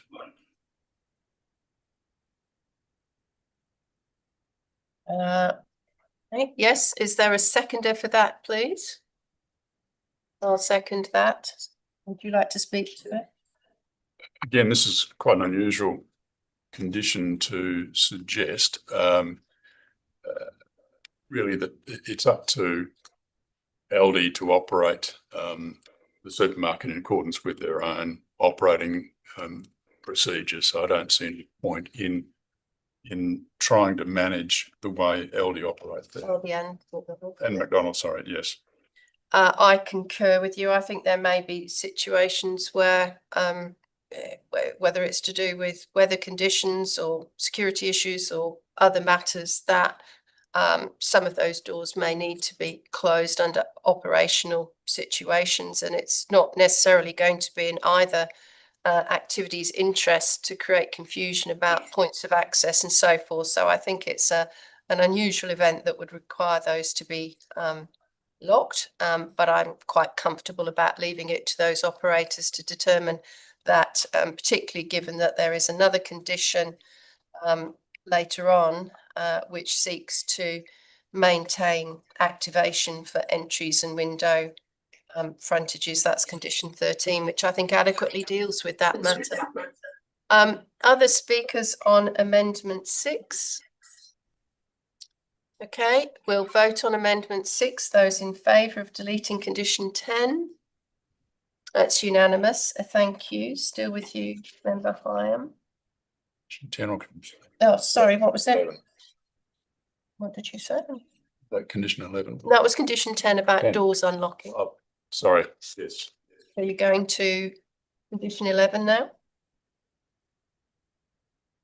Yes, sorry, I'm Trying to dodge between two different. Yes,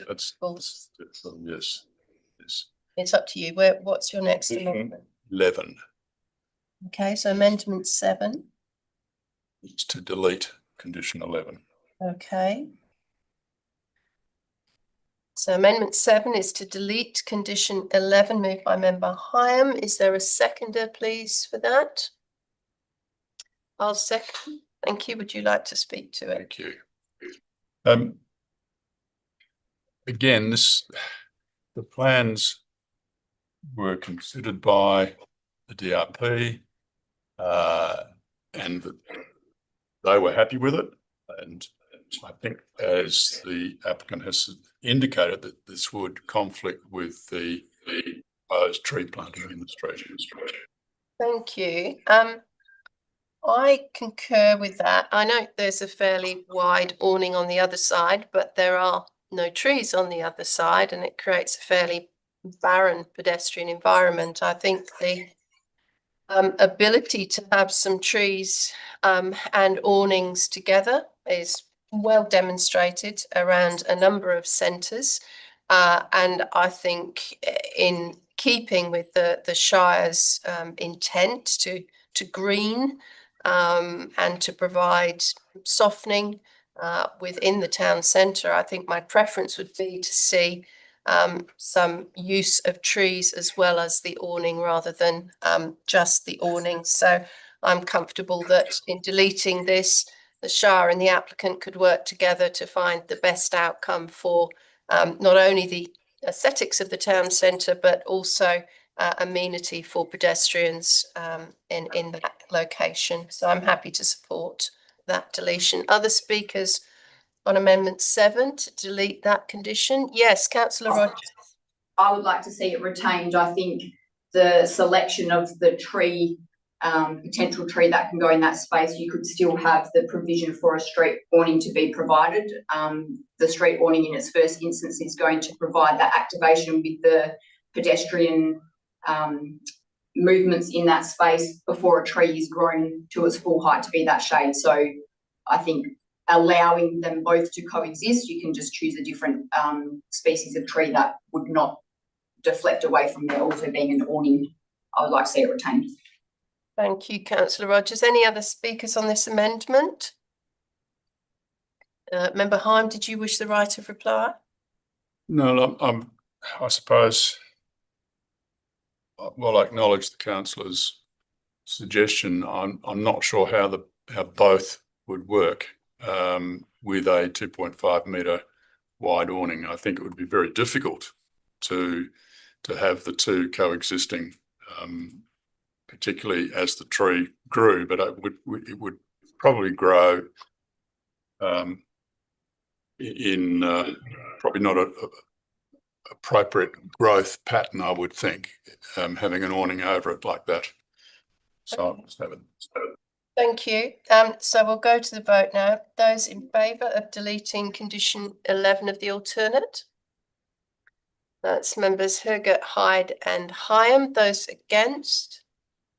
It's councillors Rogers and McClarty. The motion is carried 3-2 on that amendment.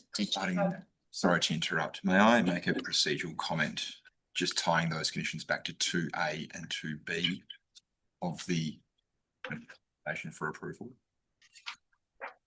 You're suggesting there's some conflict? Yes. So condition 2A, the alternative recognition, the direct customer access to Pinjarra Road, and then the 2.5 million sort of mentioned in that. I see. So in terms of this amendment, did you wish to make it inclusive of amending 2B of the Aldi? yes, sorry. Let's take 2B of Aldi as a separate amendment, can we? Because we've already done the vote on this particular amendment. All right. Okay.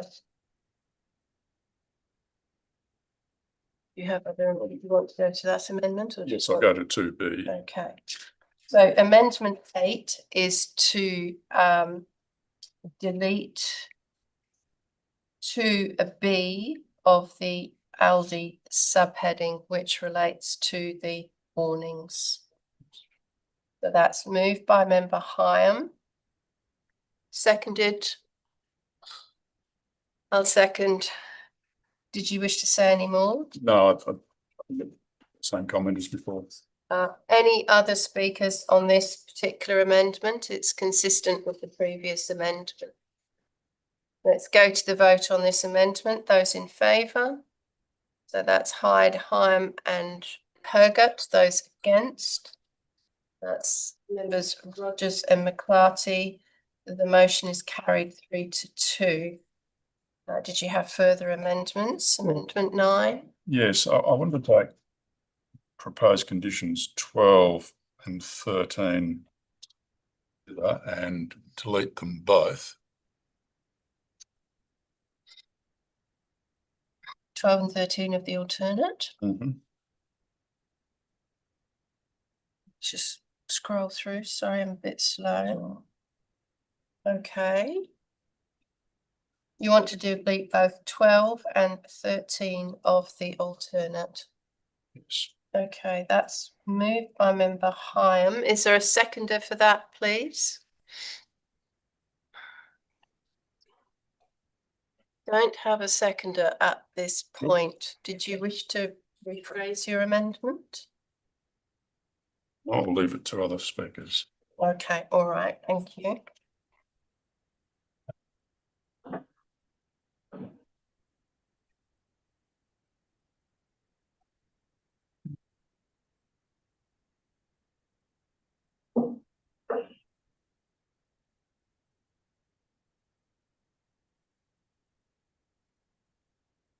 you.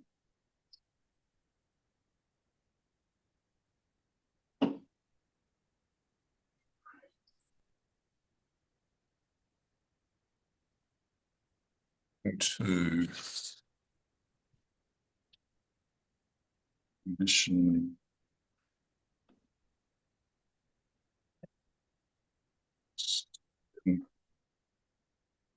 Condition 17, this would, did we count amendment 9 because it lapses or do, yes, we do. So this is amendment 10, is that correct?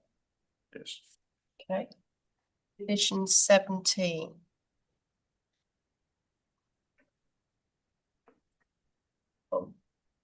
I think what I'm trying to do is delete A. There's also approval by main roads. Yes, that's right. Okay, so member Hyam is moving to delete A, condition 17, and also The landscape plan is to, comes out as well, the sentence.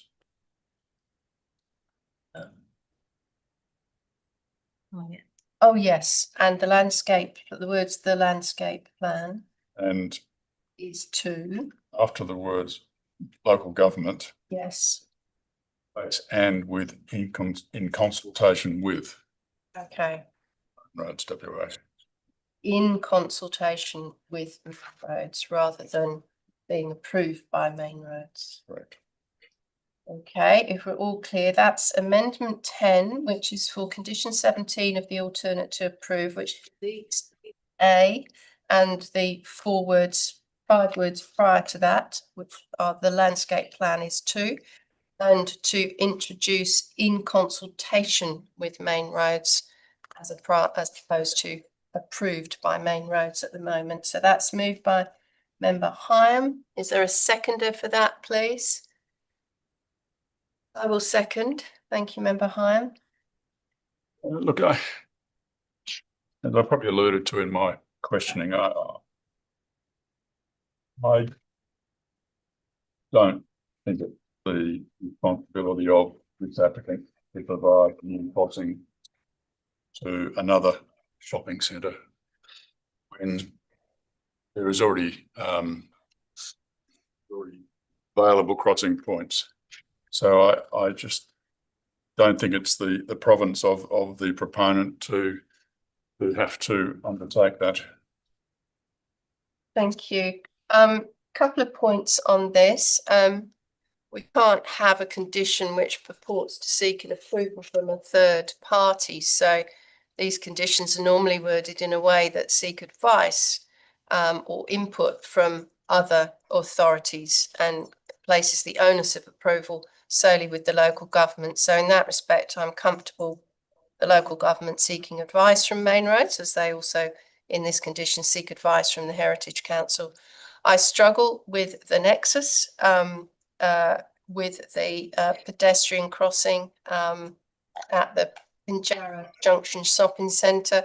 There is an exit from Pinjarra Junction Shopping Centre, which is just directly opposite this. And I think that that's probably creating a flow, but I think to create a new crossing involves a number of other licenses or approvals, which I think would be difficult to potentially achieve with main roads. So I think I'm comfortable with deleting that at this point. I think it is the responsibility of others to create any further pedestrian refuges that might be required. Other speakers on this amendment? Let's go to the vote then. Those in favour? That's councillors McClarty, Member Hyde, Heim and Hergot. Those against? Member Rogers, the motion is carried 4-1. Did you wish to make some more amendments? The condition 20 Yes. to 20A. 20A, yeah, and B, 20A and B. yes. Okay. This is amendment 11, which is, are you deleting? Delete. Delete 20A and B. Obviously, that will require some renumbering following. Let's move by Member Hyam. Is there a seconder, please, for that? I'll second. Thank you. I remember I find it difficult to understand the nexus here. It just seems to me that the Shire is this is probably not correct, but using the applicant to provide the means of upgrading streets. And I can't see that this development is giving rise to that degree of upgrade that's being proposed. Thank you. I concur with what you're saying. I think there's a general strategic thrust to intensify developments within the town centre. I think the onus on therefore upgrades and particularly to areas, the key transport areas fall to other authorities and not the first development to come along on this site, so to speak. So I don't think the nexus is there. There may be a potential need moving forward, and I think that's something that needs to be planned for. And I'm uncomfortable, respectfully to the applicant, who have done their own calculations and suggested some level of cash contribution.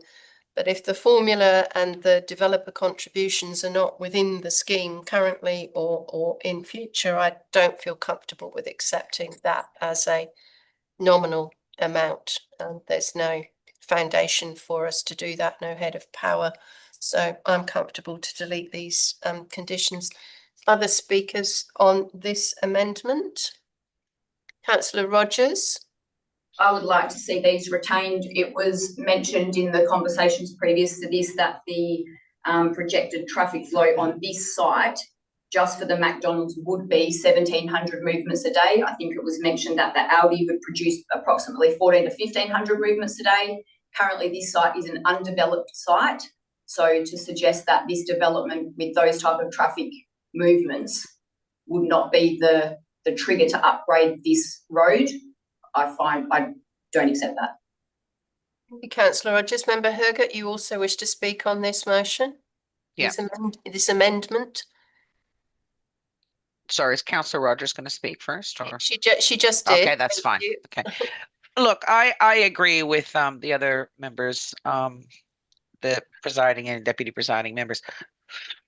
While I acknowledge there is going to be an increase in traffic on the broader road network associated with this proposal, I think just the nature of it, the internal synergy, the fact that passing trade plays a significant role, and the fact that there are 3 access points proposed for this development, which gives rise to quite an efficient and effective distribution of traffic. I don't see a direct nexus for that section of road, notwithstanding these uses are actually permitted. So I concur that a contribution as further requested towards drainage, etc., but not in terms of overall upgrading to a full urban standard is justified in this case. Thank you. Any other speakers on this amendment? Would you wish the right of reply? Let's vote on amendment 11. Those in favour? So that's members Hyde, Hyam and Hergert. Those against? Members Rogers and McClarty. That motion is carried 3-2. Any further amendments? Condition 21 to delete. Okay, so amendment 12 is to delete condition 21. Is there a seconder for that, please? I'll second it. Thank you. Did you wish to speak to it? Voting member, this is probably pretty similar to previous one and other comments we've made around this, but I think the median is depicted on the plans. It is adequate. It's based on the traffic advice that's been received, and I don't think there is a need beyond that. Thank you. I concur with that. I think in addition, extending the median island creates a number of other complications in terms of flows. So I'm happy to support this deletion. Other speakers on this amendment? Member Hergert?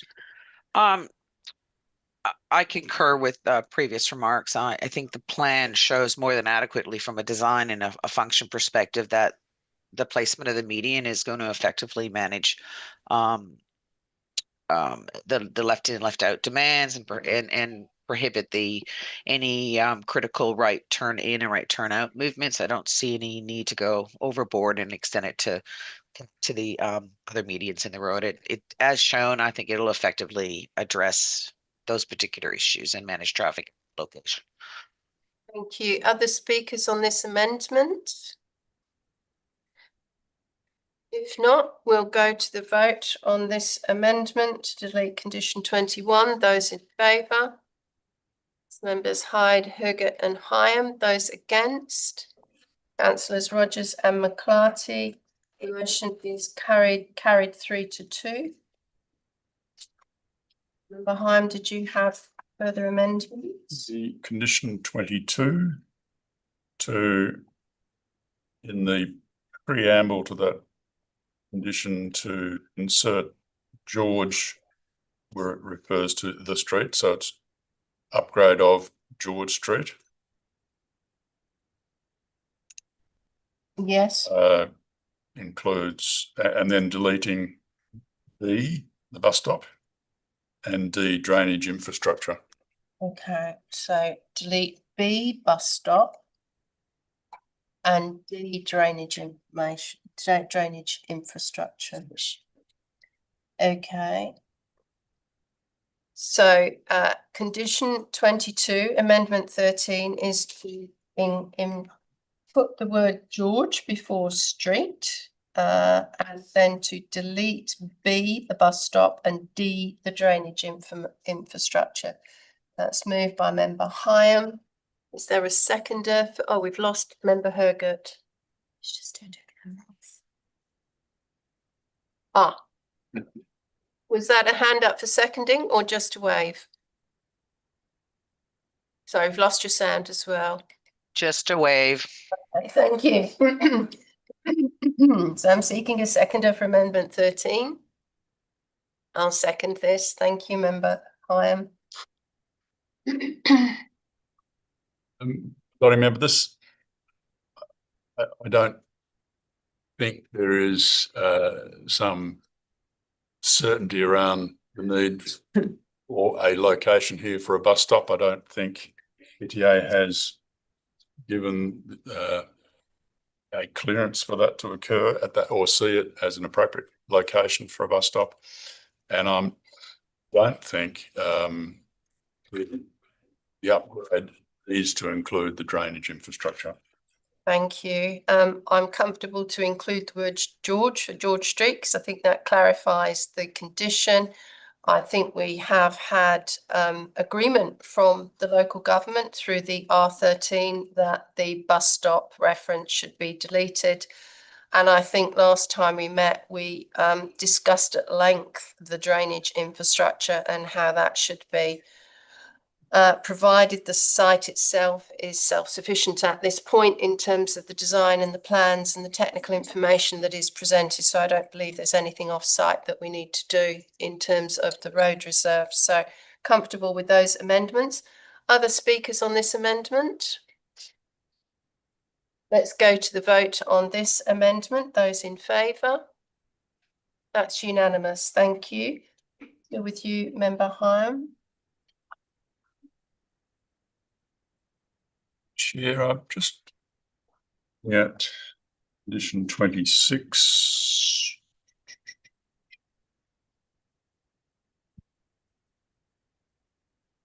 Yes. Which has an A and B. And I think I'm just going to refer to it's deleting those two, given that 6A and sorry. B. Okay. Amendment 14 is to delete condition 26A and B and to renumber accordingly. By Member Hyam. Is there a seconder for that, please? I will second that. Would you like to speak to it? Chair, as we heard from the applicant, the shower facilities in McDonald's are probably not appropriate and probably not needed. So I'm happy to support deletion of that. I think and the plans also show you know, the lockers and spaces like that for staff. So I think that's adequate for these uses.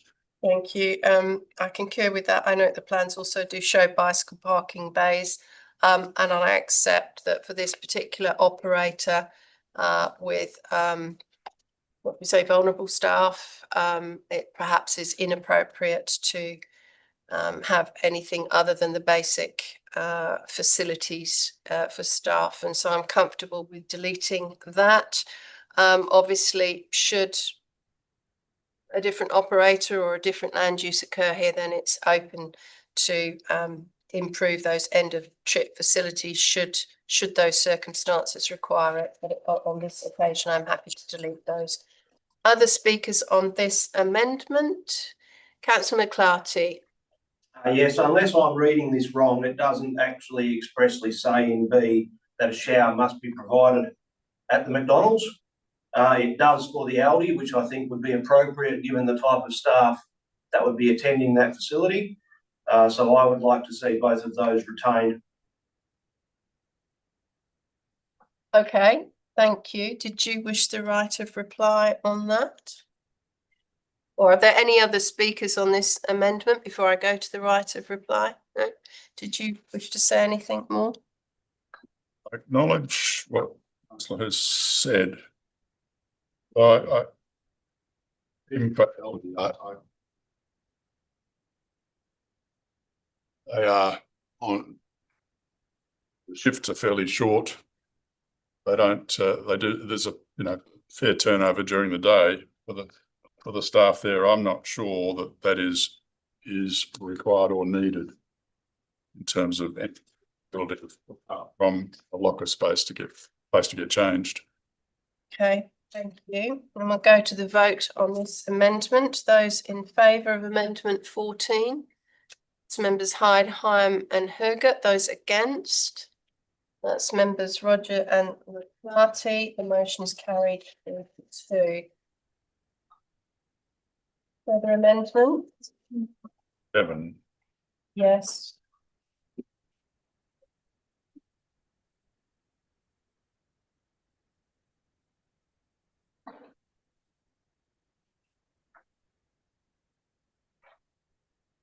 To delete condition 27. Yes, okay. Is there a seconder to delete condition 27? I'll second it. Would you like to speak to it? I think there is already a condition about landscaping plan and landscaping. The number of trees that are being proposed on the plan are or meet the requirement. They may not be one per every 4 parking bays or located as one per every 4 parking bays, but there are an adequate number of trees. In fact, there are a lot of trees on the plan. And as we heard, there are locations, certain parking bays, particularly up against the Aldi store, where it would be very difficult to put tree or tree wells and trees against the building. So I think this can be sorted through the other conditions around landscaping.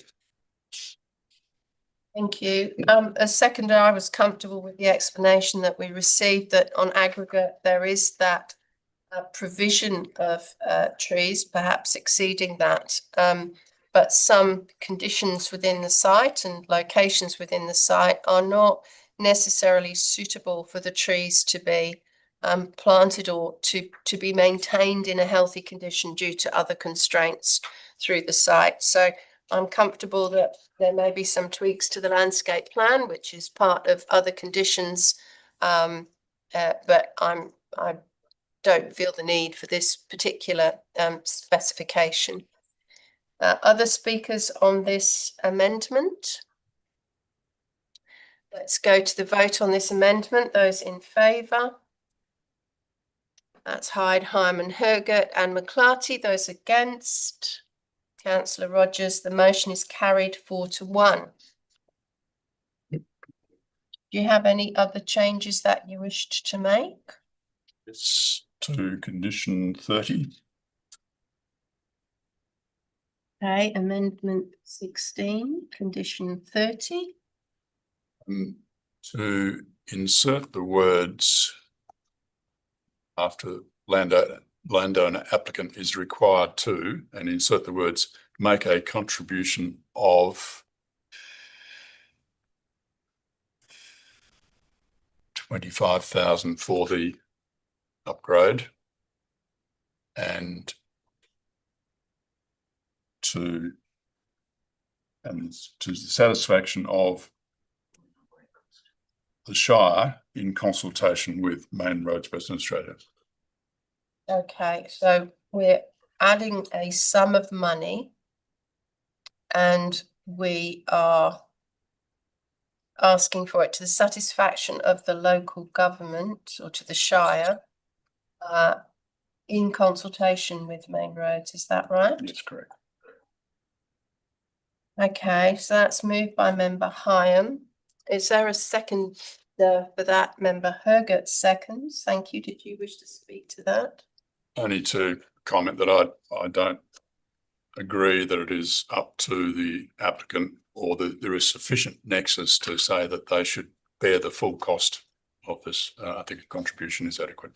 Okay, thank you. Member Hergert, did you wish to speak to this amendment? Just briefly that I concur. I don't think there's been a sufficient, or if at all any, demonstrated nexus between the request for the need to upgrade it completely to an urban standard and the development. I acknowledge that the applicant has done some number crunching with respect to the addition of development generated traffic to the overall road network. And I think that's conservative, and I think and reasonable that the 5% is reflected in what the proposed contribution is. And the reality is, I think it's going to be up to Main Roads, whose asset it is, to actually plan into the future any upgrades for pedestrian movements in that particular location. Notwithstanding, there's no doubt going to be changes to land use, activity, distribution of pedestrian desire lines within the town center generally into the future. And any changes that intersection will generally have to be reflective of that and not necessarily entirely associated with the application. Thank you, Member Hergert. Other speakers on this amendment?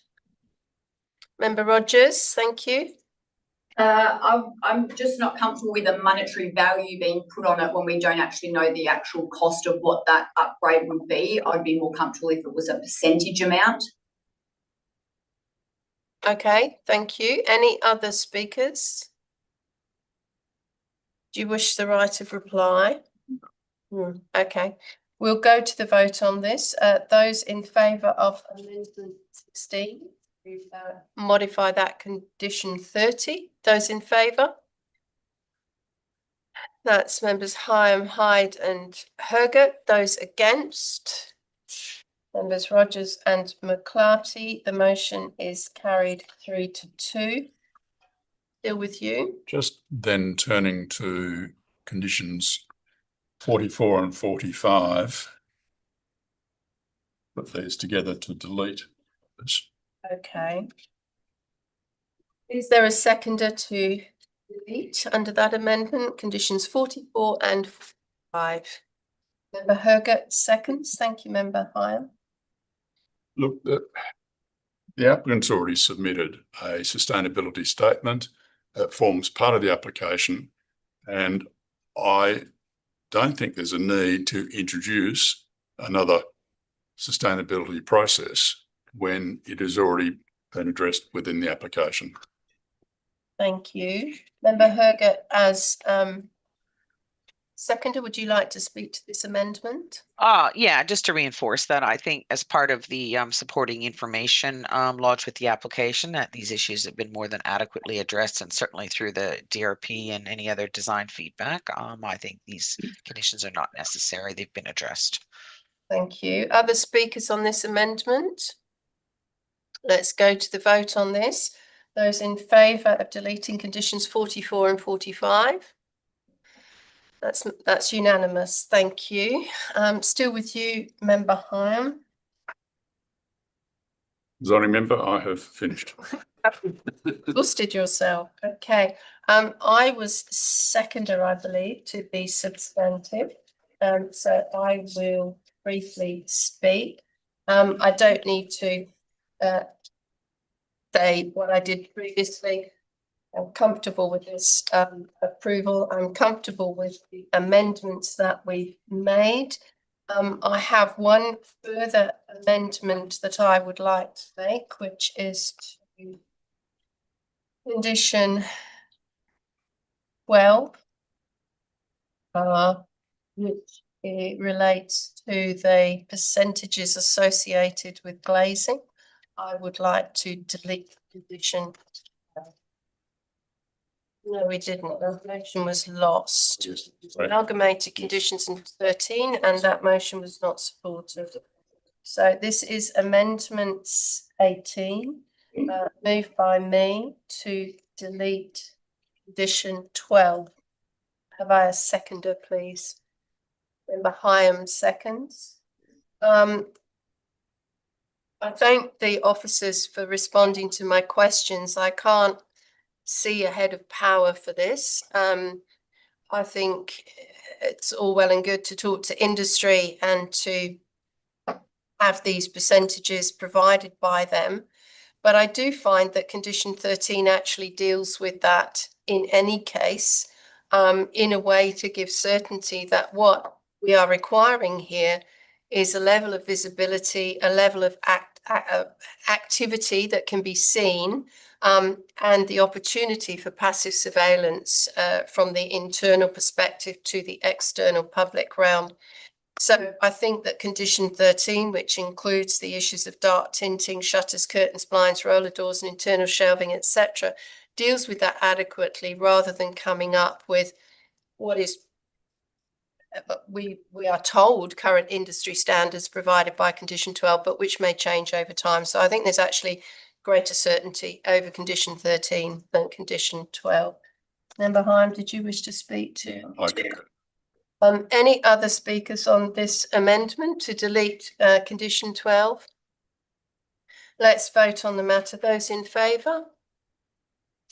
That's unanimous. Thank you. I don't think I've got anything further to say. We are on the alternate as amended. Other speakers? Councillor McClarty wishes to speak. Yeah, so I'm speaking against the recommendation as it stands, based fairly squarely on what I had to say before. I can't support it whilst it retains the drive-through component. I believe I'm very keen to be consistent with the process that we've conducted throughout the entire town.